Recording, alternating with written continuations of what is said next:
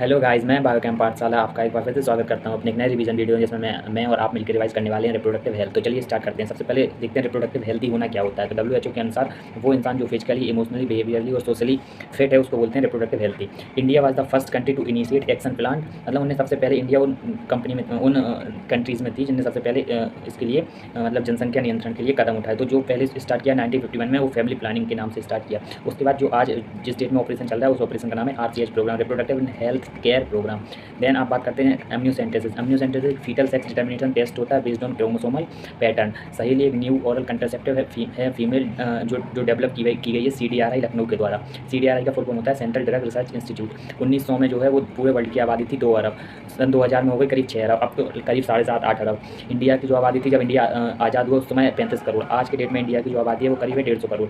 Reason क्या है इतनी आबादी बढ़ने का? सबसे 2 रीज़न है। एक तो मैटरनल मोर्टेलिटी रेट जो कम है वो कम हुआ है, और इन्फेंट मोर्टेलिटी रेट भी कम हुआ है। Through RCH programme population growth rate decline marginally, आराम से। अब बात करते हैं कॉन्ट्रासेप्टिव मेथड की। तो सबसे पहला होता है नेचुरल मेथड। नेचुरल मेथड में 3 यूज़ करते हैं मेथड। सबसे पहला होता है पीरियडिक अबस्टेंसेस में 10 से 17वें दिन के बीच में MC में कोई भी कॉपुलेशन नहीं किया जाता है। दूसरा होता है विड्रॉल या कोइटस इंटरप्टस। इसमें क्या करते हैं, इसमें पेनिस विड्रॉल बिफोर इजैकुलेशन। तीसरा होता है लैक्टेशन एमनोरिया। इसमें क्या करते हैं, no ovulation during lactation period. Chances of baby इसमें नेल होता है, इफेक्टिव होता है केवल 6 मंथ तक। बात करते हैं नेचुरल मेथड है तो नो मेडिसन है। जब कोई मेडिसन नहीं है तो कोई डिवाइस नहीं है, लेकिन चांस ऑफ जो फैला है वो हाई है। दूसरी बात करते हैं आईओडी होते हैं बैरियर मेथड। बैरियर मेथड में आते हैं कॉन्डोम्स और डायफ्राम, सर्वाइकल कैप्स और बॉल्ट्स।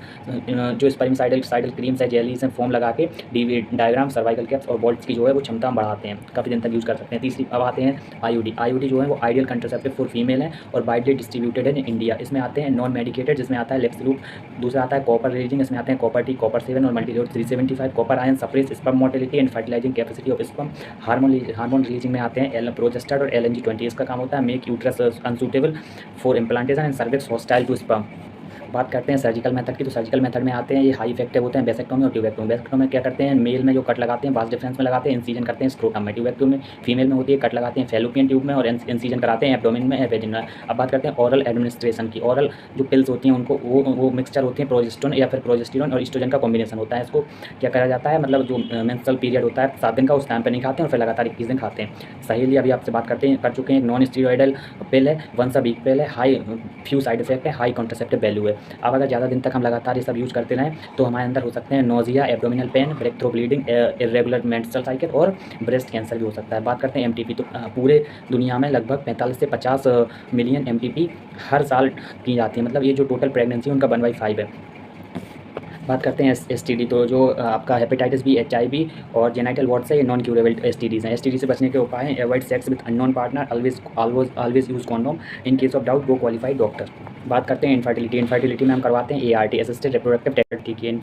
इनफर्टिलिटी में हम करवाते हैं ART में सबसे पहले होता है इन विट्रो फर्टिलाइजेशन। इसमें आता है जिप्ट और गिफ्ट। जिप्ट क्या होता है, जाइगोट इंट्राफेलोपियन ट्रांसफ़र। इसमें क्या करते हैं, जो ब्लास्टोमियर होता है 8 सेल तक उसको सीधा फेलोपियन में डाल देते हैं। अगर 8 से ज़्यादा ब्लास्टोमियर का होगा तो फिर हम डालते हैं उसको सीधा जाके यूट्रस में, उसको बोलते हैं इंट्रा यूट्राइन ट्रांसफ़र। एक होता है गिफ्ट। इसमें क्या करते हैं हम गैमेट को जो है वो जो गैमेट लेके किसी भी डोनर से गैमेट लेके सीधा डाल देते हैं फीमेल के इंट्रा फेलोपियन ट्यूब में, जहाँ वो फर्टिलाइजेशन आराम से करता है। एक होता है ICSI जिसका फुल फॉर्म होता है इंट्रा साइटोप्लाज्मिक स्पर्म इंजेक्शन। उसके अलावा करते हैं जब मेल का जो है वो मेल स्पर्म काउंट कम होता है या फिर वो इजैकुलेट नहीं कर पाता है मेल तो करते हैं आर्टिफिशियल इंसेमिनेशन भी करवाते हैं। और उसके लिए मेल के लिए हम इंट्रासाइटोप्लाज्मिक स्पर्म इंजेक्शन भी जो है मेल के लिए होता है। थैंक यू गाइस, इसी के साथ ये चैप्टर खत्म होता है। मिलते हैं अगले वीडियो में।